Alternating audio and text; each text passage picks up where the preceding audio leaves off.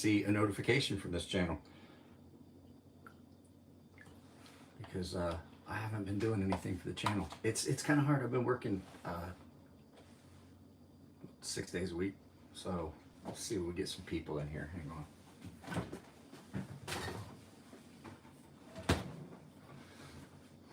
Let's see. Let me set this up for all messages. There we go. So yeah, I haven't been doing anything with the channel lately, and I'm not gonna lie, I don't know if I'm going to for a while. I don't know. Things have been weird. I started the new job. I've been working basically 6 days a week, and that doesn't leave any time for filming and stuff like that. So I mean, I know there's channels out there, the guys that come home from work and then they start filming and start editing and getting everything ready, and I got news for you. That's just not me. I don't want it to feel rushed. I don't want any of it to feel rushed. I don't want to feel like I'm on a time crunch to get content done. But I will tell you, there's a video coming about this soon, because I am really, really impressed with this. This is a very weird knife. By the way, happy Easter to the one person that's watching. I feel like Johnny Smalley. I can live stream it to like 3 people.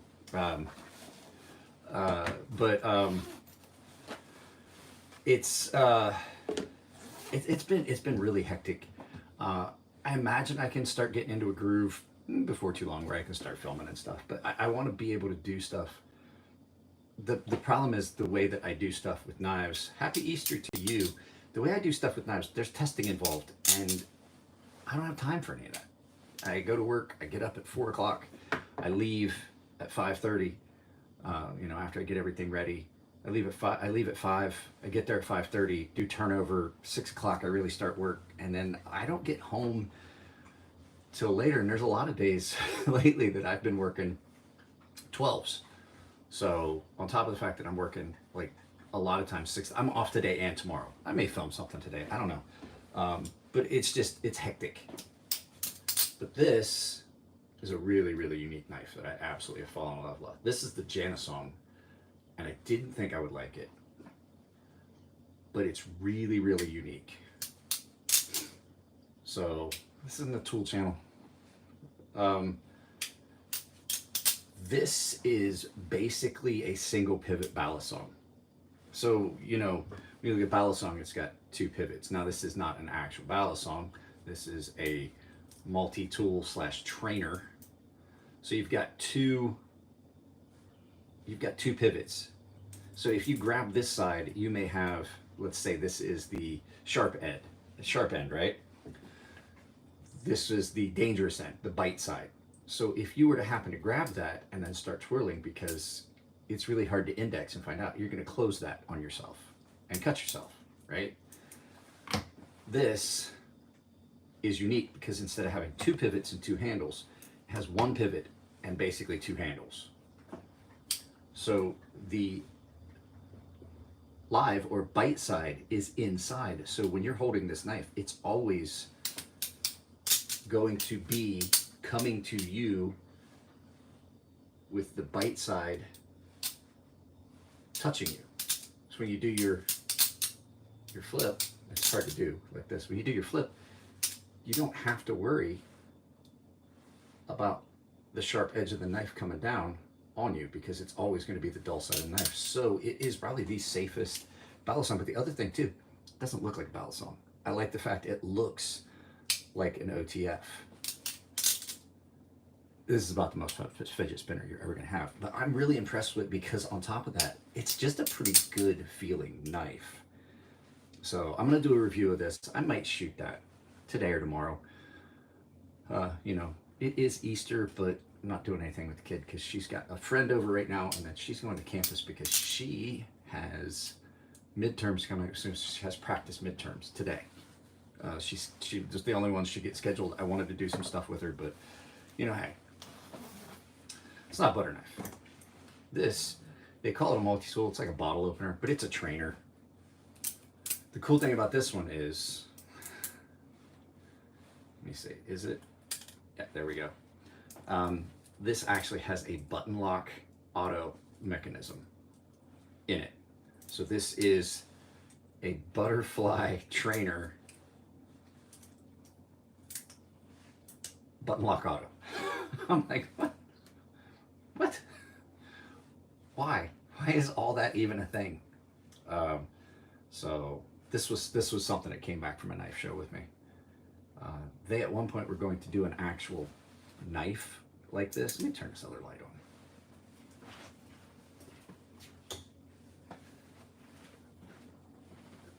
They were trying to find somebody that could do the manufacturing and release one of these, and I was like, you know, the guys that do ballad songs, I'm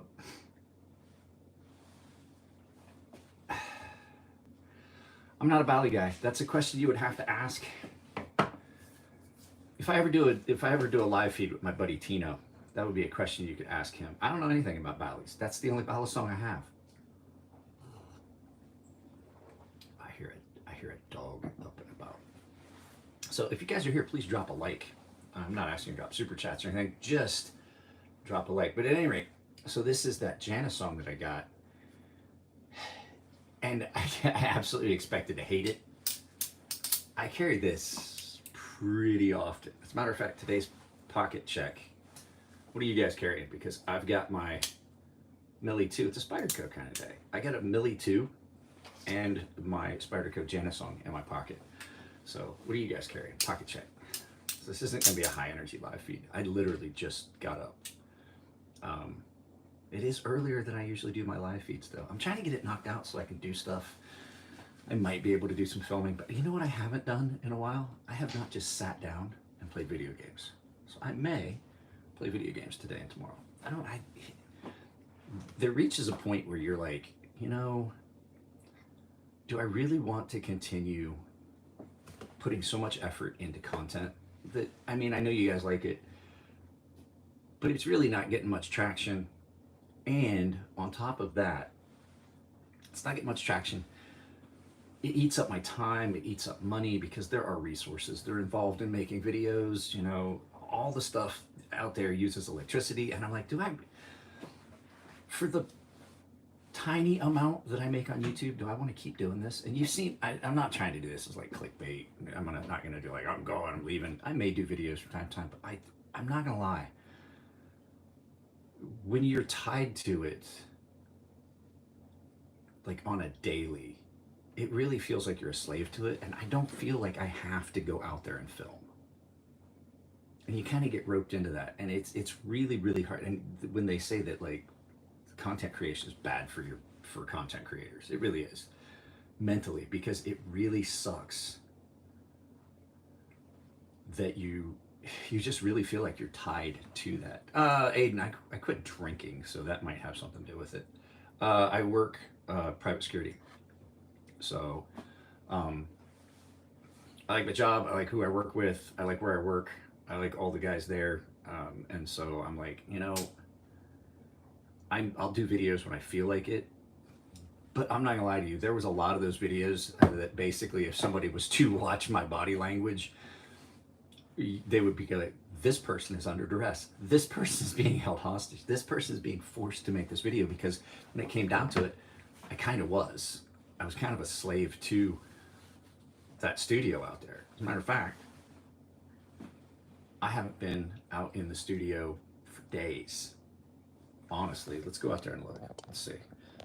I ate, oh no, that's a lie. I ate a burrito out here at my filming station while I was watching YouTube yesterday. So it's been cold and dark out here. It's been cold and dark out here. I think the last thing that I filmed was the Olight stuff.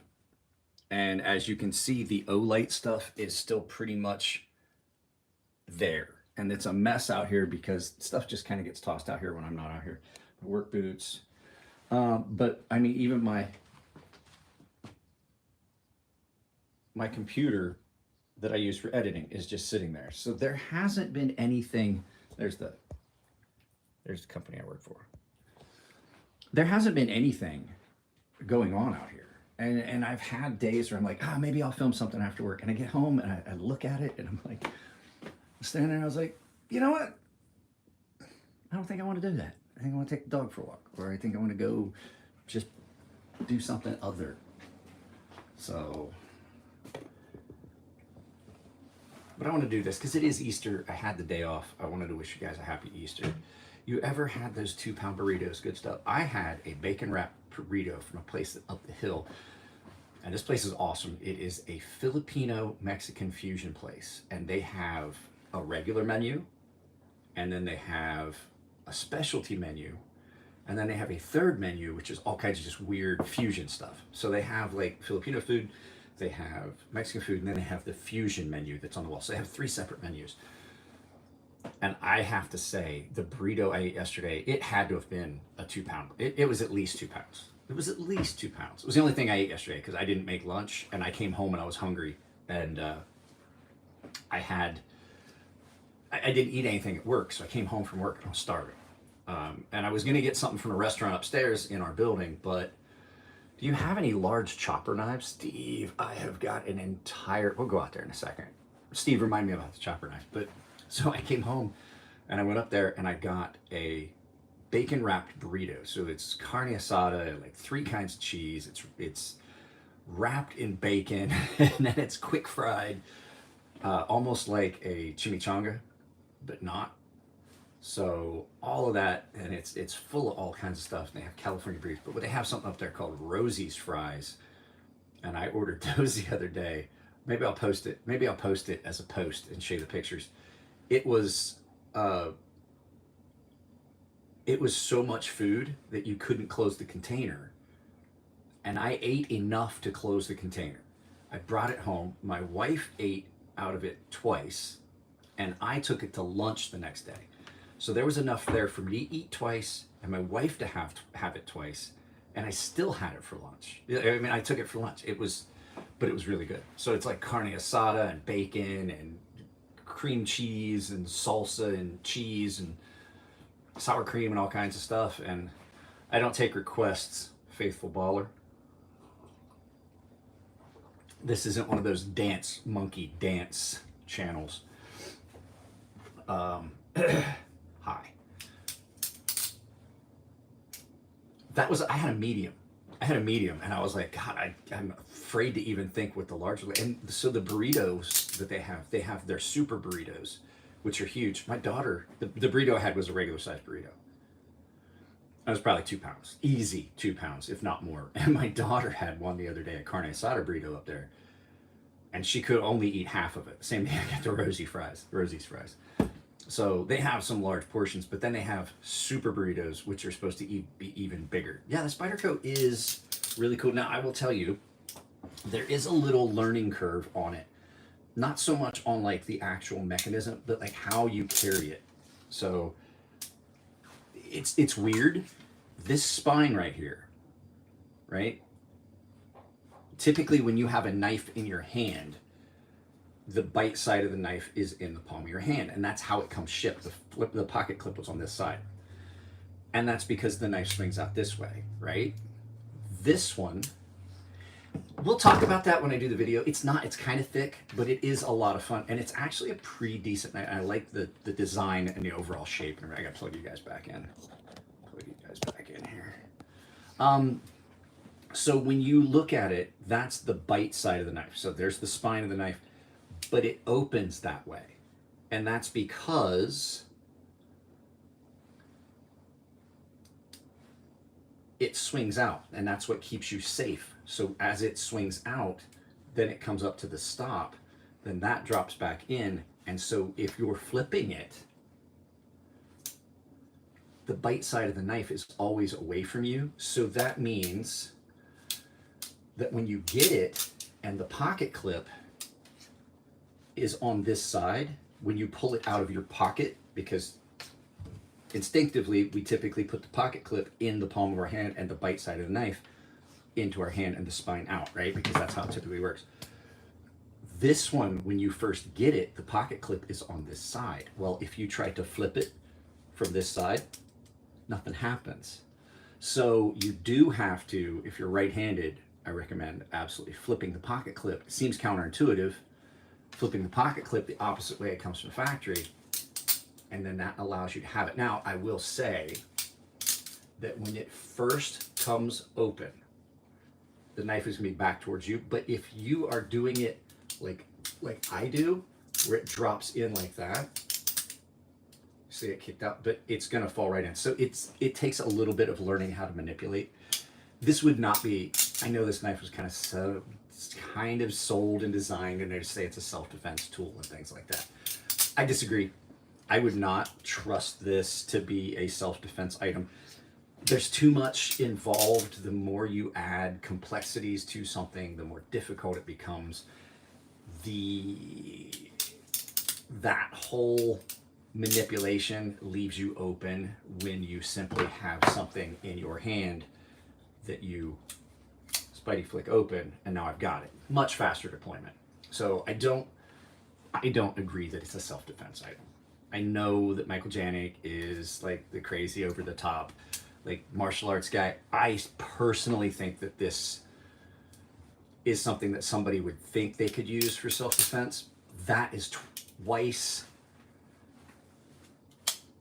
the time it took me to deploy this. If you were to time that, I guarantee it, if I thumb rolled it, it still took twice. If I Spidey flick it, it's less. Way faster deployment than you get on this, which is why this is in my pocket.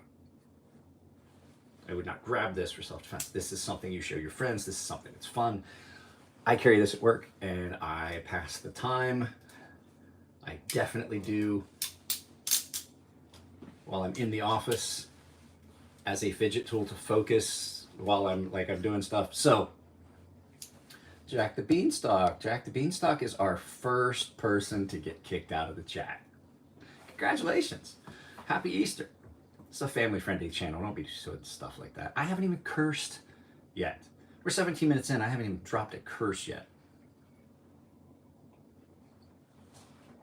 So as far as like, would I carry it for self-defense? No, I wouldn't. This would be something. I mean, it is fun, and I will say it's a very comfortable knife. If this was an OTF, like you would, if you handed me this or showed me a picture of this, and I overlooked the fact that it has a pivot, and I saw that button, I would immediately think this was an OTF. It has that same look and feel. It has the look and feel of an OTF, but it also has that whole single pivot bally thing where the other handle is inside the first one. It's like Russian nesting doll of knives. Have I been in a knife fight? I was military, but I mean, have I been in a knife fight? No. Have I trained to be in a knife fight? Yes. I took martial arts my entire life. We did edged weapons.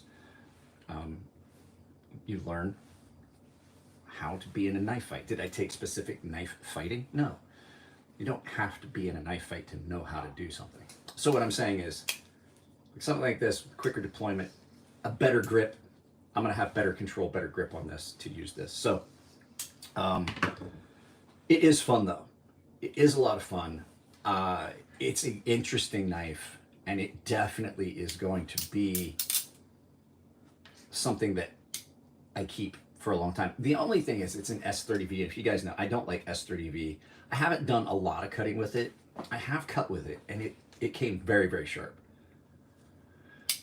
That military dude's seen a lot of cardboard. It has. Can you see it? Can you see how much cardboard? I'm curious at what it's seen a lot of cardboard. This is still factory edge, and it's still razor sharp. I have managed to, I've been testing. I want to see how long I can maintain the factory edge on this just by making sure when it needs it that I strop it and I touch it up on a loaded strop and then a strop. And it has been on a ceramic hone once or twice, but it's still a factory edge. It's never been actually sharpened and taken back down. And I'm very impressed that the crew wear on this has held up that well. So I never thought I would have a knife that had a factory edge last a year. It's crew wear. The heat treat on this crew wear is amazing, but a lot of it has to do with I set out to see how long, because I love the factory edge on this. This had one of the best factory edges I've ever had on a knife. No. What am I using? 4 micron and chromium oxide is what I've got that current strop out there loaded with. And I've been using the chromium oxide on this, fresh chromium oxide every time, and it's held up. But I typically am using just a bare leather strop, not loaded. So after I use it for whatever, just quick pass on that leather strop that has no load on it. It's just raw leather, just bare leather, no coating on it. Use the suede side and then the finished side, and it has kept this sharp. It probably is, it's starting to get a couple places where you can kind of feel like right there where like, oh, where all that wear, it's a little bit of a drag, but this hasn't been stropped in a few days. So it gets used a lot. This is one of my most carried knives. This one and my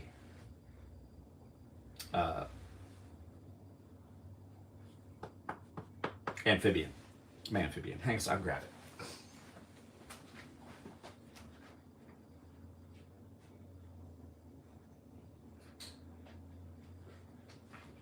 Now this one did just get sharpened because I did something stupid. I was using it and I got into something and I was cutting it and I was like, crap. And I knew I needed to go get a different knife, and my tripod, aluminum tripod, was out there, and I went to snap it shut like that. And as I snapped it shut, I swung past and I hit right here on the aluminum tripod leg that was out in the studio. And so I had to resharpen this. But this gets carried more than any knife. Usually it's these two together. This is like my favorite combo. They're both 9 1/4. A lot of times I will have a larger knife and a smaller knife, but a lot of times this one, you can get way up on this, so you can do the things with the small knife on this one. Some knives you can't do that. I have to admit, you can do a lot of stuff with a large knife, but there are some things that you can't do with small knife. This one doesn't have quite the same blade shape, so this one you can't do it. So there are a lot of knives that, like if you're carrying it, you would want a smaller knife to carry with it, because the further your hand is from the tip of the knife, the harder it is to control. And as you get older, like I'm getting older and I've got a lot of nerve damage in this arm, you lose some of that fine motor skills. And so when you've got a longer knife, you start to like have more problems. Especially, like I said, I've got a lot of nerve damage from the shoulder surgeries and injuries and things on this arm. So being able to get up on close like this and be able to have that detail surface is great.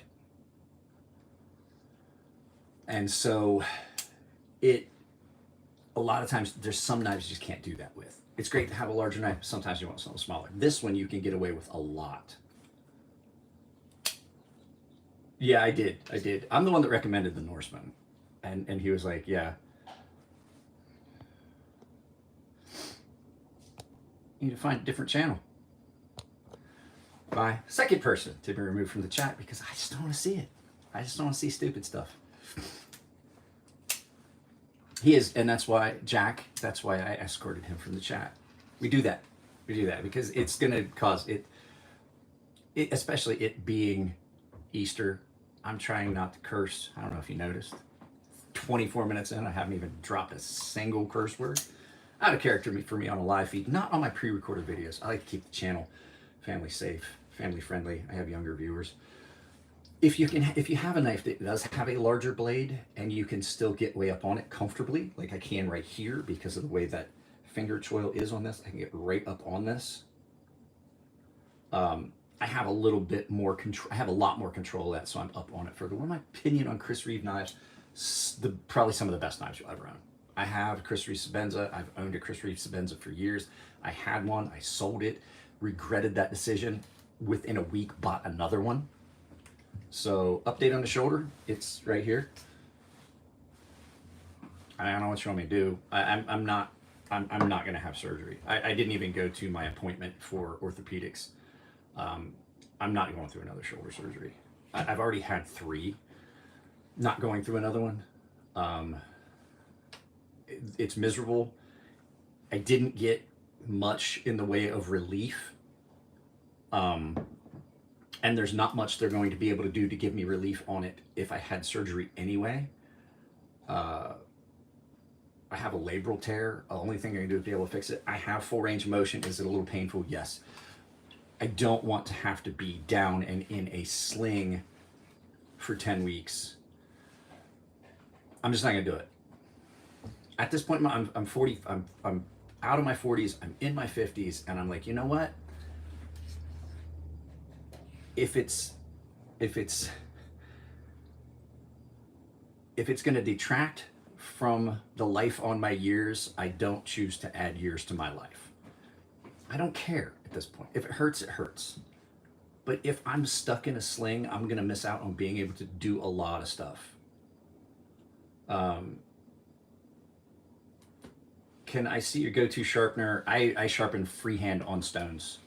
I will show you my preferred sharpener. I don't even own a sharpening system. Oh, that's the strops. That is my preferred sharpening system. Stones. Ceramic stones, more traditional bonded water stones, diamond stones are here, and then these are specialty stones that I use for specific things. I use this for, this is for a sharp maker. I use this for serrations. These are some diamonds that are for like some smaller knives. I like to freehand on those. And then these are what I use for recurve knives because they're half size. So lots of, there's a vitrified diamond in there. As Aiden said, it's underneath here. I haven't used that for a while. I just flattened it not too long ago. You can still see it's got some X lines on it from being flattened. But oh, that's my preferred sharpening. You're never going to get better edges that, well, that's my studio. The studio. So I when I do have time off, I'm typically sitting here, if I'm not filming, playing the PS5 on that massive, this, oh, I won this, guys. I wanted to, oh yeah, I was going to show you this. I won this on a Rumble channel. So this is, it looks like a drawing, but when you turn it on, and then when you're out here and the beer sign is on, even though I quit drinking, this is my man cave. But I thought that was really cool, and I won that on a Rumble channel.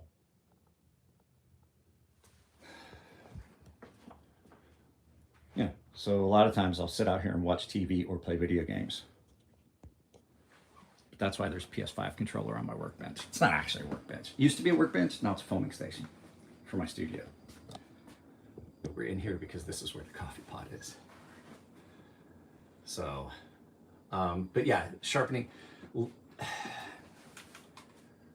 I will tell you, if you really want to know, if you really want to see like a novice using sharpening systems, go find Tyler Tube's new video he did about sharpening systems. He bought 5 or 6 of the same Spyderco fixed blade, and he dulled them all to about the same dullness on that best sharpening tester, and then used those systems to bring them back. And he said as well that the best you're ever going to get is freehand on good stones. And he's not wrong. It does take hundreds of hours of practice to get it to a level like I was when I was doing it professionally for knife companies. But you can get pretty fucking good at it in a lot less than hundreds and hundreds and hundreds of hours. You'll just get better. You'll get good at it and then continue to get better. And having the right kinds of stones and stuff like that is a good, it's a good way to, it's a good way to maintain your knives. You're going to do much less damage than you would with, you can really screw up a knife with a system. It's kind of hard to screw up a knife real bad with a stone. it really is the least intrusive. I gotta get my reading glasses or I'm gonna have a headache from reading the comments without my glasses.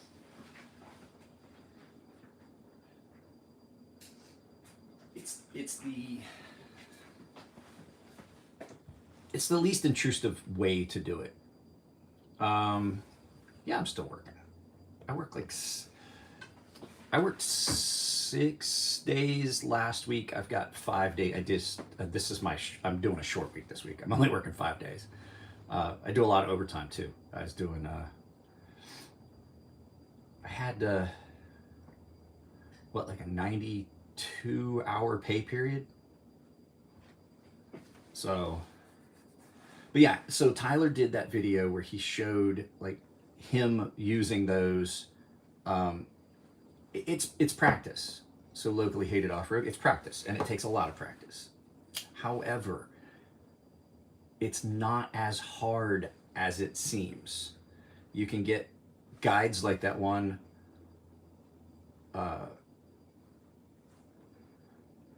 You can get the one that has, you can get guides for your stones. So you can get some big stones with some guides and you can learn. I would recommend getting some medium priced knives.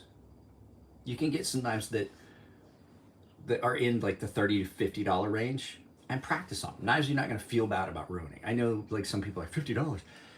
This is a $300 knife. This is a $300 knife. This is a $300 knife. Guys like us that are in this knife hobby have expensive knives. I have $1,000 knives out there. But when you're learning how to sharpen, get some cheap kitchen knives. Those are the best things to learn on because they're really forgiving.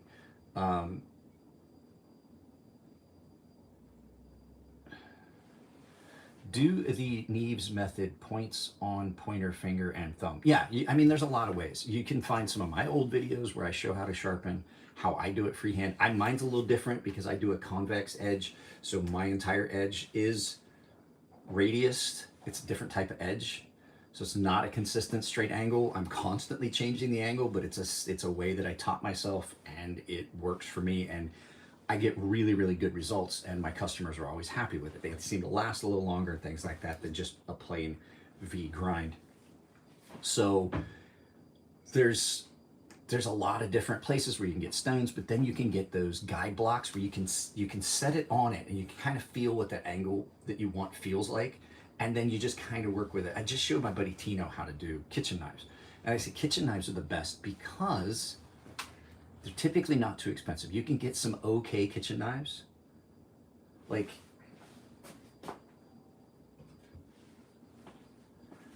this Heckles & McCoy, not a real expensive knife. It's just plastic handle, but it'd be a good way to work because you'll see results quickly and you'll see what it feels like to do that. And then you can start working your way into thicker knives and harder steels. This is just ice hardened, no stain, not even a known steel on this, right? Not even a known steel. And then when you start getting more comfortable, you start working into steels that are a little harder to sharpen, but still like Crewware. Crewware is a really good one. Crewware is very, very forgiving with sharpening, and it's going to take a really, really good edge, and it'd be a good practice one. And things like that. And it just like figuring out the best way for you. If I recommend Waterstones, those Sharpening Pro Waterstones are pretty good. Maybe I'll do a quick like recommendation. Like these are the sharpening stones I recommend. They're easy to maintain. They cut really well. They cut fast. They keep clean. You don't need a lot of work. You don't have to soak them. You don't have to soak them for a long time. Like they're pretty much splash and go. They feel like a regular Waterstone. They cut like a ceramic. There's not much in the way of a steel that you can't sharpen on them. So they're pretty much the way to go. And they're not that expensive. You can get a set. You can get a 350, 1,000, and a 5,000 for $150 on Amazon. Use my store link down below if you're gonna look for it. They're Sharpening Pro. It's a set of 3, and multiple sets of them, like different types. And that would be all the stones you really need. You might not even need to use the 5,000. I like the edge that a lot of things come off that Sharpening 1,000. I'll show you. I'll go grab it. We'll go look at it. We'll go look at it. I don't want to get a bunch of stuff on this kitchen counter, and my wife will come out here and murder me. And you guys will see that, and then you'll have to testify, and it makes, you know, then it would leave my daughter without a mother. She'd be in prison. She's on the couch. She's laying on the couch. She hears all of this. So let me get this light turned on here in the studio. Lighting's not as good out here, but we can mitigate that. I'll open that garage door here in a second. I basically live out here when I do have time off. So the Sharpening stones I'm talking about, they are, they're a type of ceramic. This is my 1,000 grit. Yeah, but you don't always want the problem is the shinier edges, the less aggressive it cuts. This is the Sharpening ceramic whetstone. This is the 1,000 grit. This gives you a fairly finished edge that's going to have a good bit of bite. It's going to have a good bit of bite. It's going to work it's going to cut really well. I do have higher grit ones. This is an 8,000, and you can see 6 minutes soak time max. Like if I was to try and use this stone today, because it has not been used in a very, very long time, I would need to put this stone and soak it for a few minutes. I'm trying to see if you guys can see. I would need to soak this for a few minutes. Oh, so you're a Cleveland Browns fan. Because the Ravens are just the Cleveland Browns that move. So this is a stone that you don't, this is splash and go. Typically, I'm from Ohio. My dad was a Cleveland Browns fan. We weren't allowed to watch the Pittsburgh Steelers Cleveland Browns game together. My mother forbade it. It was verboten because there'd be a fight. And so my dad was like, this and that. And I was like, but you're not even a Browns fan anymore.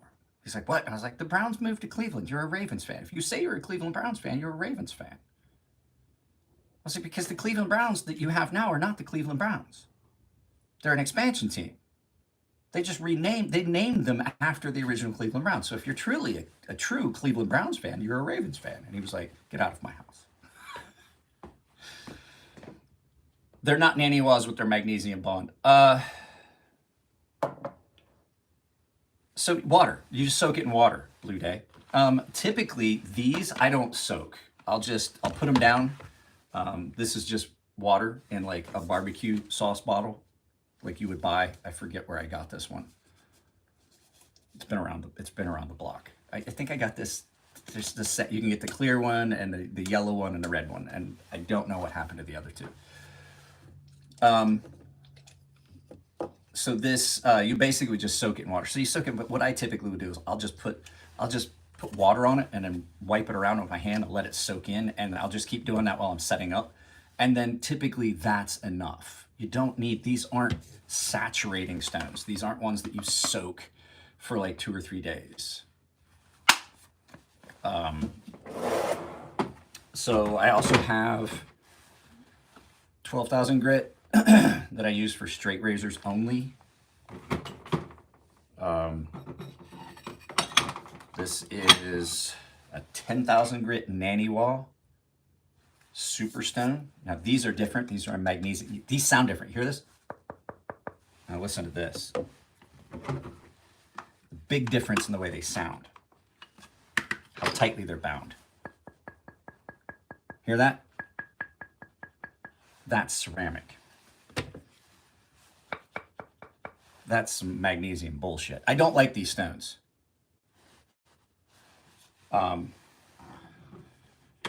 Anymore. I used to like them, and then they kind of changed the way they were doing them, and now I don't like them anymore.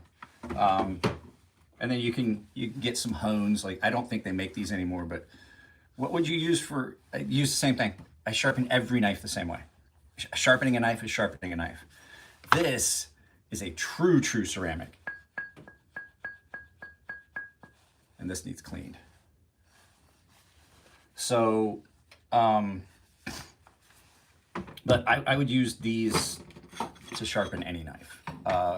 The ceramic stuff you can use on anything. The diamond stuff you can use on anything. The other stones that I have that are more the traditional Japanese water stones, you can use them on most things. There are some things you can't use them on. There's some things that you just can't sharpen with. Let me get this garage door open up. Let me open the big window for the studio and get some light in here and change the air, because it's been closed up for a while. I do have to.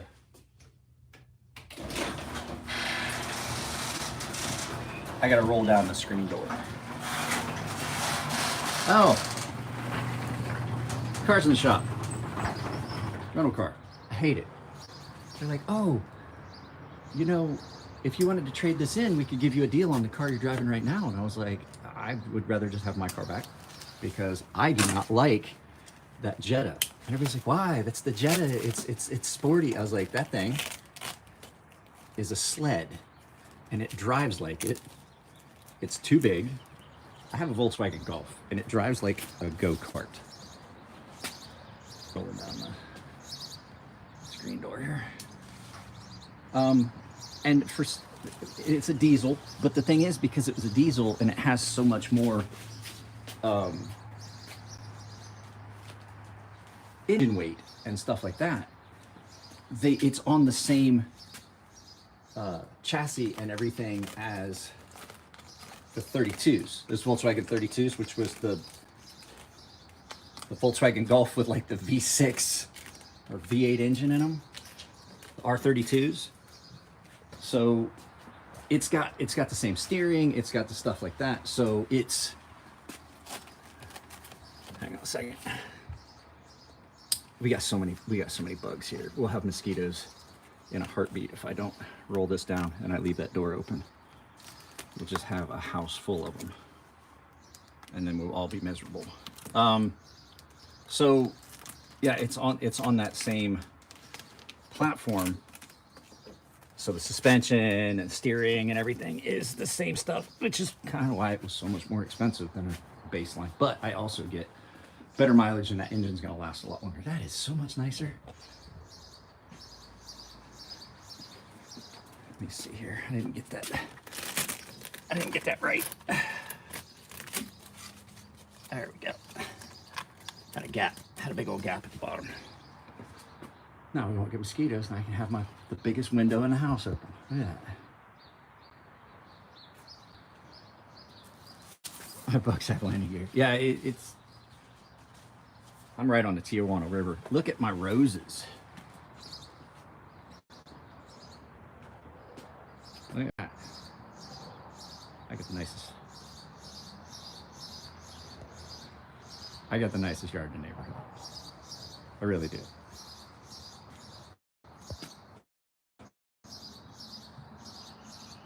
Look at that.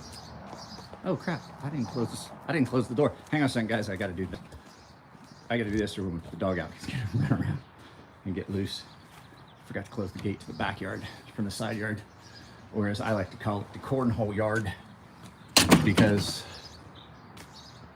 you show me a more perfect place to play cornhole than right there, and I'll say you're wrong. The cornhole table's there, and then open that gate and everybody can, we've had parties and stuff with friends, and so put the cornhole tables there and you play cornhole, open that gate, and then put the barbecue and everything in the back and all the chairs, and everybody can go in and out, and then you can just go all the way through the house. And if you want to watch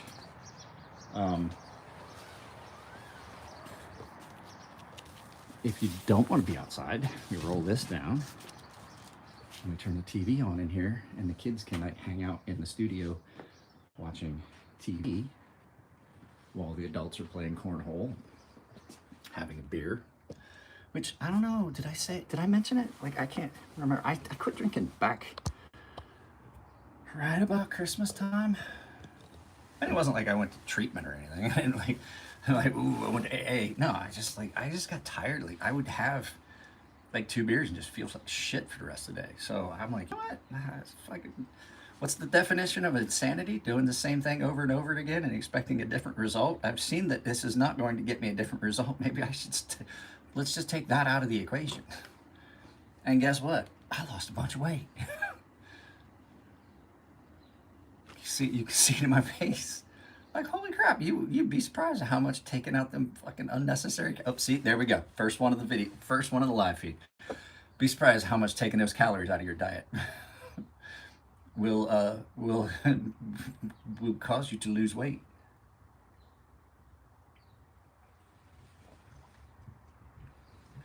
It wasn't even a hangover. Like, if I had a beer, if I had like 2 beers at like noon, 1 o'clock, if I went to my buddy's house on like Saturday, had a couple beers, within an hour, I'm like, man, I feel like shit. Bidding on houses, I have no clue. We bought the house that we rented and then sold it, and now we live here. Guys, you're gonna get a video on this. Do you guys remember this? I've been messing with this. And the more I mess with this, the more I'm impressed with this. This is that crappy Temu knife. Well, this is the Temu knife that I bought when I did. If you find the video, I bought a bunch of knives. Well, I didn't buy. Let me clarify. I told my buddy to buy a bunch of knives on Temu, and I would pay him whatever it cost. That way they came to me sight unseen. So most of them were garbage. As a matter of fact, all of them but 2 were garbage. And one was, the other one was nowhere near as nice as this. This actually is not a bad knife if you can get past some of the things. But what has really impressed me is, I pulled this back out and I've been messing with it. The sheath on this is a quality sheath.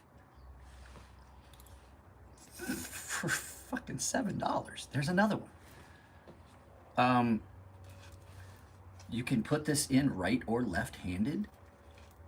The sheath is ambidextrous, so you put it in right or left-handed. Now, it's heavy. It's heavy because these wood handles are really, really thick. And then this is just a glued-on piece, which I have no idea why it's there. No clue. It looks like they were like, hey, AI, design us a knife, and then they just kind of followed what it told you. It's really thick handles.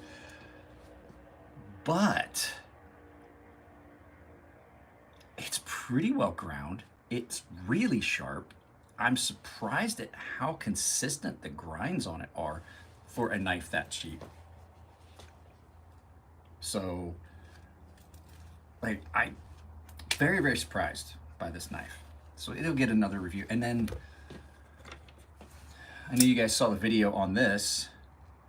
I'm really surprised with it. It's not a good knife. And so people are like talking about it like, oh, you're being uppity when I said it's not a great knife. It's not. It's the $10 knife that, like, even with steel liners, I can, look at that. I can squeeze the handles. It's got a lot of blade play that you can't get rid of. But for a $10 knife, it's pretty good.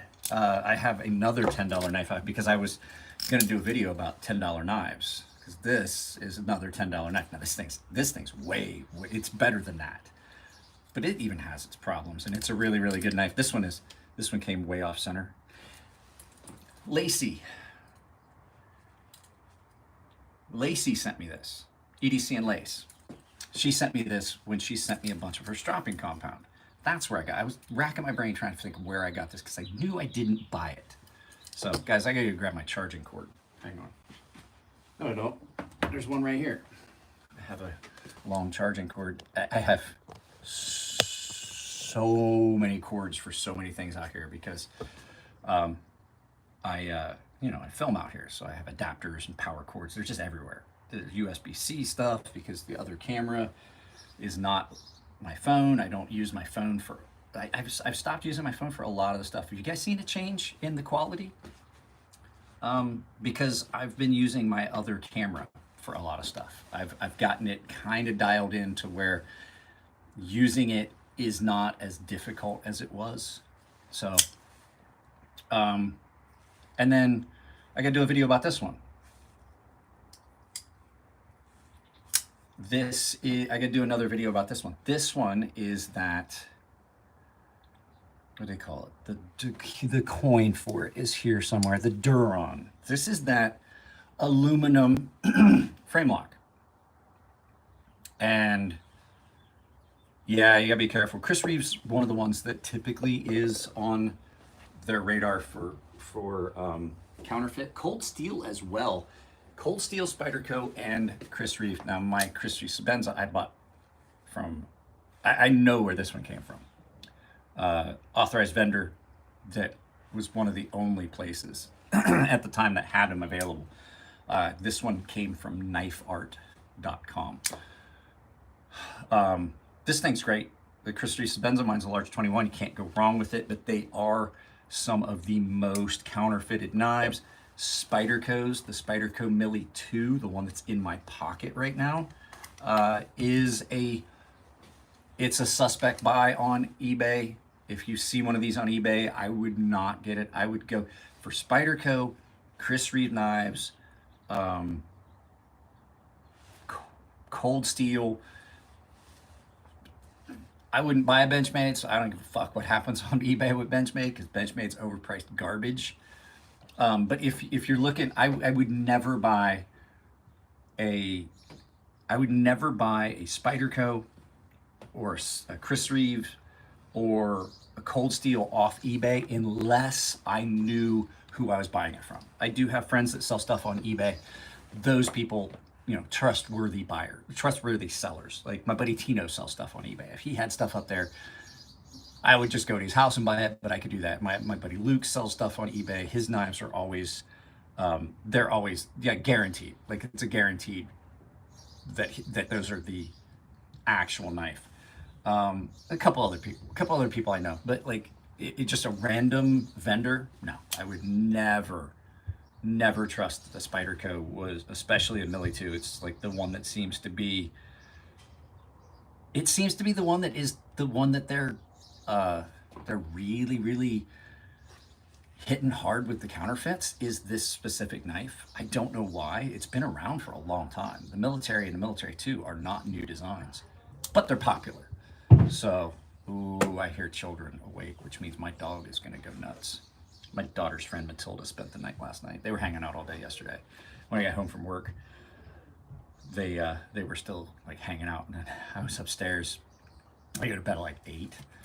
I was upstairs. I hear the dog going ape shit. I was like, what's the kid must be home. When I came downstairs, the dog was absolutely going crazy because my daughter's friend Matilda was here.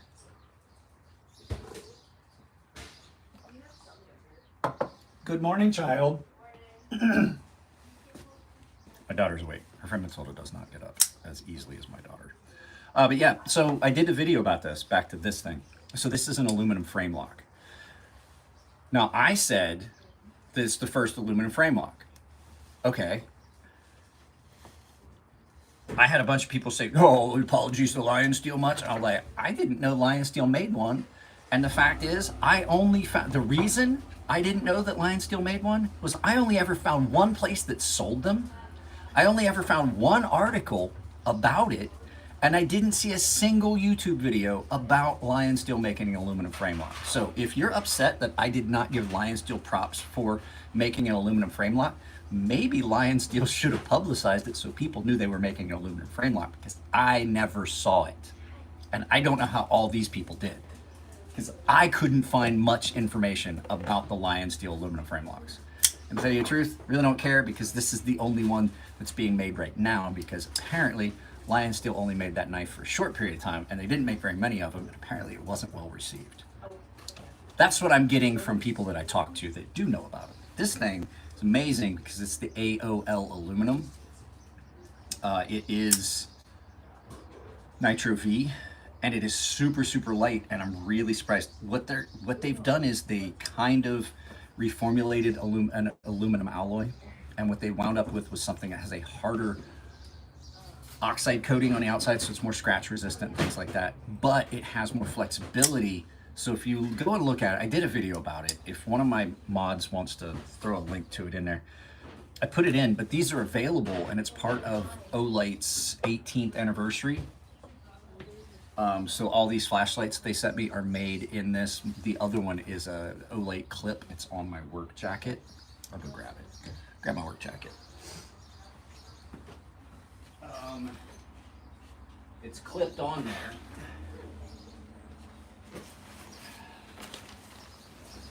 Because it's nice and light. It's nice and light to just like clip on your jacket. So now you got like a headlight on your jacket. I need to get this over here. So, good morning, Matilda. Good morning. So yeah, it clips on, and so you got like a light, so you can go hands-free, and it's magnetic. So if you're interested in any of that, you can go check out Olight. I have a link for Olight down below. It's an affiliate link, so you can go check these out. I absolutely love the Warrior Ultra. This is a light they sent me, and it is insanely bright, 2,500 lumens. So I did a whole video about these. You can go check them out. But yeah, if you want to support the channel, you can go check those out if you want to buy a good flashlight. I really like this. It's got 3 different lights. At any rate, but that's not what we're talking about. But anyway, did not know that there was another aluminum frame lock out there. From everything I read, they were the first aluminum frame locks. And then people were like, oh, you know, lion steel. I'm like, I like lion steel, but lion steel's not, in the scope of things, really big production numbers. And I've never seen a lot of like publicity around a lion steel knife. So apologies to the lion steel lovers out there. I do understand that they did make an aluminum frame lock, but from what I saw, it didn't look as good as this one. But yeah, this one's really cool. I like the OAL aluminum. It has not scratched at all. Aluminum is, with a hard coat aluminum, it's harder to scratch. Like, I've got a couple little scratches on this, but I've been carrying this for over a year. It's typically one of the better finishes and coatings you're gonna have. This is not a frame lock. So it's a really good hand material because it's light, but because it has a tendency to be brittle and not flex as much and have a very limited flexibility, it's never been used as frame lock. Frame lock's not necessarily my favorite. I just think it's cool that they did it. You know what I mean? So we're gonna do some long-term testing on this, but this is one of the lighter knives I have, and it's because it's an aluminum, and they did a whole bunch of weight reduction in there. So I'm pretty impressed with it. It's $99. I mean, it's a really decent knife at a fairly decent price. It's got a really good blade. I'm not a big fan of Nitro V, but they seem to have done a pretty good job on this one. I've been using it for a while. So nice deep carry pocket clip and stuff on it. Go check out the video on it. But what's everyone carrying? We already discussed what I'm carrying. I've got my go-to of my amphibian, and its counterpart that spends a lot of, typically if this isn't in my pocket with my amphibian, this one is. It's little brother, because it is a little bit more easy to manipulate and use than the bigger knife. So, you know, you heard me say I typically will have like a bigger knife. This is 9 1/4 overall length on this. This one is the same. This one it's easier to use. To having a little bit smaller knife is easier to manipulate and use. So it is kind of one of those fun little paradoxes of having a big knife and a small knife. But sometimes, like I said, you can get away with a larger knife that isn't as hard to manipulate. There are some knives that just feel too big. I don't think I have it here. I'll tell you one that doesn't, surprisingly. You guys want to see a big knife that doesn't feel too big? Is this one. This gets a lot of pocket time too. This gets used a lot and carried a lot because it does not feel as big as this. It's 12 inches, 12 1/4 inches overall, 12 1/2. Can't remember off the top of my head. I carry it a lot because it's not hard to carry, and you've got, I mean, there's a lot of things I can't do with this that I could do with small, but if I was carrying this, I would absolutely have this in my pocket with it. You know what I'm saying? This is a bit big. This is the XL. Still surprisingly easy to carry and use. Oh, new member. I don't have my bell. I apologize. I typically have a bell for super chats and things up here that that I ring. Oh, there it is. Like 8, I mean like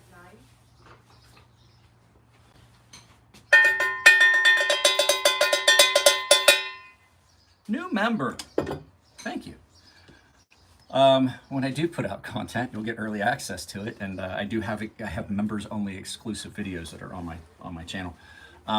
So I've had memberships, Jim. I've had memberships forever.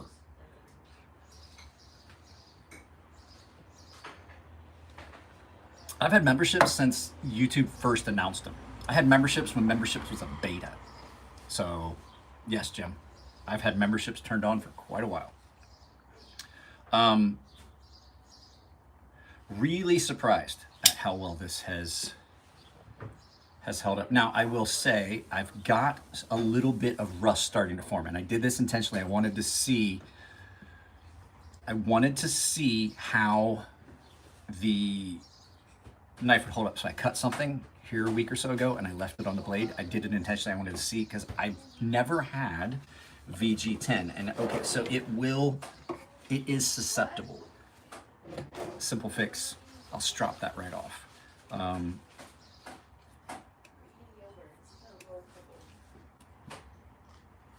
And then Bob's your uncle. Got rid of it. You're currently watching me on my iPhone. I love Apple stuff. JM, what's going on? I don't have any crazy Ferrum Forge knives to show you at the moment. So, but no, this thing's really surprising how easy it is to carry and use. I think this is probably the best knife that Cold Steel makes. When you look at all the craziness and things that they have out there, this is probably the best knife, and it is another knife that the factory edge has held up so well. So, guys, you know what? It's Easter. My daughter is up. I haven't got to see her but about 15 minutes in the last 2 weeks. So, as much as I love hanging out with you guys, we're going to end this. So, if you are a new member, make sure you go down and check out the stuff that's available to members. Go to my channel and go, you can see like the members only section. There's a bunch of stuff, like there's sharpening tutorials on there that I did if you're interested in that. They've been up for a long time. So guys, I love y'all. Take it easy. I'm out of here. I'll do this again sometime.